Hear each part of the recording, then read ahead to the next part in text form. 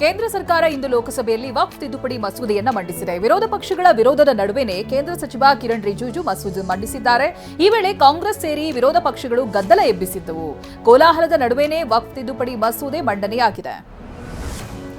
Bill ಮಂಡನೆಯಾಗ್ತಾ ಇದ್ದಂತೆ ಕಾಂಗ್ರೆಸ್ ಸದಸ್ಯರು ಆಕ್ಷೇಪವನ್ನು ವ್ಯಕ್ತಪಡಿಸಿದ್ದಾರೆ. ಈ ಬಿಲ್ ಕುರಿತು ಚರ್ಚೆಯಾಗಬೇಕು, ಇದಕ್ಕೆ ಸಮಯ ನೀಡಬೇಕು ಅಂತ ಕೆಸಿ ವೇಣುಗೋಪಾಲ್ ಹೇಳಿದ್ರು.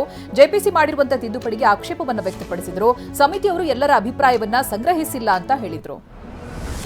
ತಿದ್ದುಪಡಿಯಾಗಿರೋ ಅಂಶಗಳೇನು ಅನ್ನೋ ಬಗ್ಗೆ ವಿವರಣೆ ನೀಡಿದ ಸಚಿವ ಕಿರಣ್ ರಿಜಿಜು, ಹೀಗೆ ಬಿಟ್ಟರೆ ಏರ್ಪೋರ್ಟ್, ರೈಲ್ವೆ ನಿಲ್ದಾಣಗಳನ್ನು ಕೊಡ್ತಾರೆ ಅಂತ ಕಾಂಗ್ರೆಸ್ಗೆ ತಿವಿದ್ರು. ತಿದ್ದುಪಡಿಯಿಂದ ಮುಸ್ಲಿಮರಿಗೆ ಯಾವುದೇ ತೊಂದರೆಯಾಗಿಲ್ಲ, ವಿಪಕ್ಷಗಳು ದಾರಿ ತಪ್ಪಿಸುವಂತೆ ಯತ್ನ ಮಾಡ್ತಾ ಇದೆ ಅಂತ ತಿವಿದಿದ್ದಾರೆ. ಕೇಂದ್ರ ಸರ್ಕಾರ ಇಂದು ಲೋಕಸಭೆಯಲ್ಲಿ ಮಂಡಿಸಿರುವ ವಕ್ಫ್ ತಿದ್ದುಪಡಿ ಮಸೂದೆಗೆ ಅಖಿಲ ಭಾರತೀಯ ಮುಸ್ಲಿಂ ಪರ್ಸನಲ್ ಲಾ ಬೋರ್ಡ್ ತೀವ್ರ ವಿರೋಧ ವ್ಯಕ್ತಪಡಿಸಿದೆ. ಸುದ್ದಿಗೋಷ್ಠಿಯಲ್ಲಿ ಮಾತನಾಡಿದ ಮುಸ್ಲಿಂ ಪರ್ಸನಲ್ ಲಾ ಬೋರ್ಡ್ನ ಪ್ರಧಾನ ಕಾರ್ಯದರ್ಶಿ ಫಜಲ್ ರಹೀಂ, ತಿದ್ದುಪಡಿ ಮುಸ್ಲಿಮರ ಪಾಲಿಗೆ ವಂಚನೆ ಅಂತ ಹೇಳಿದ್ದಾರೆ. ವಕ್ಫ್ ತಿದ್ದುಪಡಿ ಮಸೂದೆ ಬೆಂಬಲಿಸಿ ಭೂಪಾಲ್ನಲ್ಲಿ ಮುಸ್ಲಿಂ ಮಹಿಳೆಯರು ಮೆರವಣಿಗೆ ನಡೆಸಿದ್ದಾರೆ. ಮೋದಿ ಭಾವಚಿತ್ರ ಹಿಡಿದು ಮಹಿಳೆಯರು ಬೆಂಬಲವನ್ನು ಸೂಚಿಸಿದ್ದಾರೆ. ಬಡ ಮುಸ್ಲಿಮರಿಗೆ ಹಕ್ಕು ಕೊಟ್ಟಿದ್ದಕ್ಕೆ ಧನ್ಯವಾದಗಳು ಅಂತ ಬರೆದು ಬೆಂಬಲಿಸಿದ್ದಾರೆ. ವಕ್ಫ್ ತಿದ್ದುಪಡಿ ವಿಧೇಯಕಕ್ಕೆ ಎಲ್ಲೆಡೆ ವಿರೋಧ ವ್ಯಕ್ತವಾಗ್ತಾ ಇದೆ ಅಂತ ಗೃಹ ಸಚಿವ ಜಿ ಪರಮೇಶ್ವರ್ ಪ್ರತಿಕ್ರಿಯೆ ಕೊಟ್ಟಿದ್ದಾರೆ. ಅನೇಕ ತಿದ್ದುಪಡಿ ಆಗಬೇಕಿದೆ, ಮುಸ್ಲಿಮರು ಕೂಡ ಇದಕ್ಕೆ ವಿರೋಧವನ್ನು ವ್ಯಕ್ತಪಡಿಸ್ತಾ ಇದ್ದಾರೆ, ನಾವು ಕೂಡ ಇದನ್ನು ವಿರೋಧಿಸ್ತಾ ಇದ್ದೀವಿ ಅಂತ ಹೇಳಿದರು. ಬೆಲೆ ಏರಿಕೆಯನ್ನೇ ಅಸ್ತ್ರವಾಗಿಸಿಕೊಂಡಿರುವಂತಹ ಬಿಜೆಪಿ ನಾಯಕರು ಸರ್ಕಾರದ ವಿರುದ್ಧ ಮುಗಿಬೀಳೋದಕ್ಕೆ ಸಜ್ಜಾಗಿದ್ದಾರೆ. ಬಿಜೆಪಿ ರಾಜ್ಯಾಧ್ಯಕ್ಷ ವಿಜೇಂದ್ರ ನೇತೃತ್ವದಲ್ಲಿ ಇವತ್ತು ಬೆಂಗಳೂರಿನ ಫ್ರೀಡಂ ಪಾರ್ಕ್ನಲ್ಲಿ ಅಹೋರಾತ್ರಿ ಧರಣಿ ನಡೆಯಲಿದೆ. ಅಲ್ಲದೆ ಏಪ್ರಿಲ್ 5ರಂದು ಎಲ್ಲಾ ಜಿಲ್ಲೆ ಹಾಗೆ ತಾಲೂಕುಗಳಲ್ಲಿ ಪ್ರತಿಭಟನೆ ನಡೆಸಲಿದೆ. ಡೀಸೆಲ್ ದರ ಏರಿಕೆ ಖಂಡಿಸಿ ಮಂಡ್ಯದಲ್ಲಿ ಬಿಜೆಪಿ ಕಾರ್ಯಕರ್ತರು ವಿಭಿನ್ನ ಪ್ರತಿಭಟನೆ ಮಾಡಿದ್ದಾರೆ. ಸಂಜಯ್ ವೃತ್ತದ ಪೆಟ್ರೋಲ್ ಬಂಕ್ ಬಳಿ ಪ್ರತಿಭಟನೆ ಮಾಡಿದ್ದಾರೆ. ಸವಾರರಿಗೆ ದಾಸವಾಳ ಹೂ, ಚಾಕ್ಲೇಟ್ ಕೊಟ್ಟು ವ್ಯಂಗ್ಯ ಮಾಡಿದ್ದಾರೆ. ಬೆಲೆ ಏರಿಕೆ ಖಂಡಿಸಿ ಬಿಜೆಪಿ ಕರೆ ಕೊಟ್ಟಿರುವ ಅಹೋರಾತ್ರಿ ಪ್ರತಿಭಟನೆಯಿಂದ ಮಿತ್ರ ಪಕ್ಷ ಜೆಡಿಎಸ್ ದೂರ ಉಳಿದಿದೆ. ಜೆಡಿಎಸ್ ಬಿಜೆಪಿ ನಡುವೆ ಸಮನ್ವಯತೆ ಮೂಡದೆ ಪ್ರತಿಭಟನೆಗೆ ಜೆಡಿಎಸ್ ಬೆಂಬಲ ನೀಡಿಲ್ಲ ಅಂತ ಹೇಳಲಾಗ್ತಾ ಇದೆ.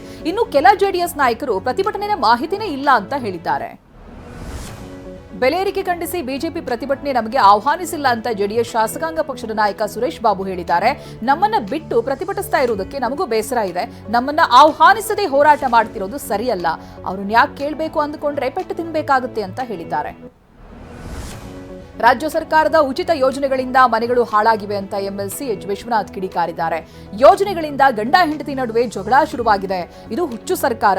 ವೈಯಕ್ತಿಕ ತೆವಲಿಗಾಗಿ ಉಚಿತ ಯೋಜನೆ ಜಾರಿ ಮಾಡಿ ರಾಜ್ಯ ಹಾಳು ಮಾಡ್ತಿದ್ದೀರಿ ಅಂತ ವಾಗ್ದಾಳಿ ನಡೆಸಿದ್ದಾರೆ.